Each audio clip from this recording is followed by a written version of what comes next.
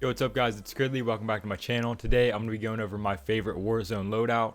So here it is. First, the primary weapon is the M4A1, and for attachments I use the monolithic suppressor on the muzzle. This is a really important attachment because it gives you some stealth, which is pretty important in Warzone, and it'll help you out in a lot of situations and keep you kind of under the radar or off other people's radars anyways.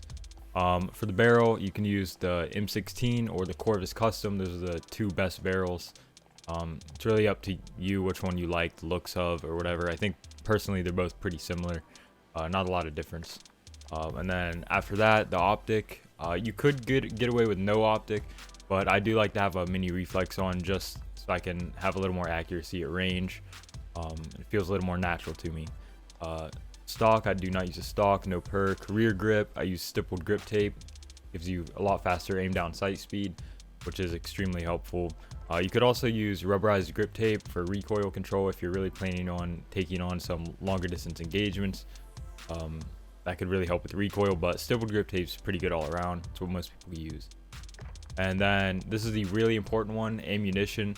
You want to use the 60 round mags because this will give you like two mags in one. Which is great, especially if you're in like a 1v2 situation or something like that, or the end of the game 1v3 or something and you don't have time to reload. It's really just nice when you don't have to worry about reloading so often. So that's a really important part of this class and this M4 setup. After that, secondary, I used to use a sniper, but I found I wasn't really getting much use out of the sniper in most cases. So I did switch to the RPG, but feel free to use a sniper if you want. But I did just switch to an RPG because it's so useful for taking out vehicles, and even helicopters if you can hit them. People might make fun of it, but it's a really useful secondary weapon to have, especially against vehicles. So I would recommend either an RPG or a sniper, whichever one you want to use, and whichever one you get the most use out of. So going on to the perks, with these perk ones, I only use usually EOD or cold-blooded. EOD is probably pretty good. You take reduced damage from explosives and fire. That's pretty good if you're getting grenaded or Molotov or something like that, which does happen quite often. But I am experimenting and just switching to cold-blooded, where you're undetectable by AI targeting systems and thermals, because I have been getting shot by thermals quite often. So it's a pretty good perk to have as well. So I would recommend EOD or cold-blooded, whichever one you think would benefit you the most. Perk 2, run over. You're gonna have to run overkill if you are using a sniper, but I just recently switched to hardline. You get 25% off kiosk prices for kill streaks, field upgrades, and armor plates, which is a pretty big discount, because kill streaks can really change the game around. Armor plates are really good to buy if you really need them, so that really helps out. And then perk 3, I personally use amped because I like to be able to switch my weapons quickly. This is completely a personal preference of mine.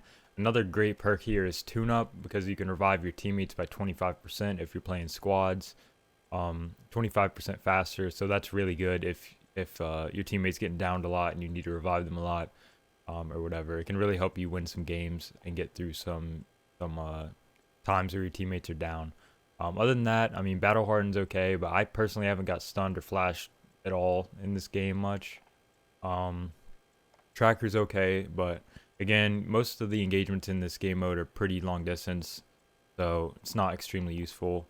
But then again, amped isn't that useful either. I just like to be able to switch weapons fast, in case I have the RPG out and I need to quickly switch to my M4 or vice versa. That's just what I really like to use. And then my lethal, I use the Molotov.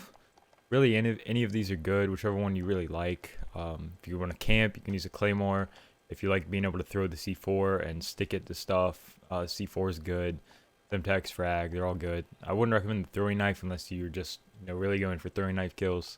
Proximity mine's not bad for putting in a building. Thermite's not bad either. But Molotov is just kind of nice. You can just throw fire in a building or in a doorway, whatever. Pretty good.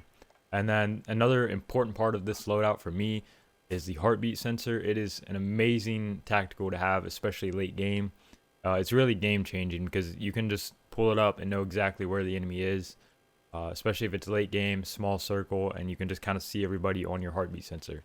So that's going to be about it for this loadout.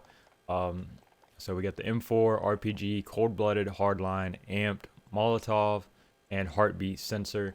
And that's gonna about do it for this video. Let me know if you prefer the RPG or the sniper in the comments, but I personally prefer the RPG anymore over the sniper. I just wasn't having much luck with the sniper. I just wasn't getting much use out of it. And the RPG, I've been just blowing up cars left and right, so it's been really useful. So that's gonna be about it for this video, and thanks for watching. See you guys next time.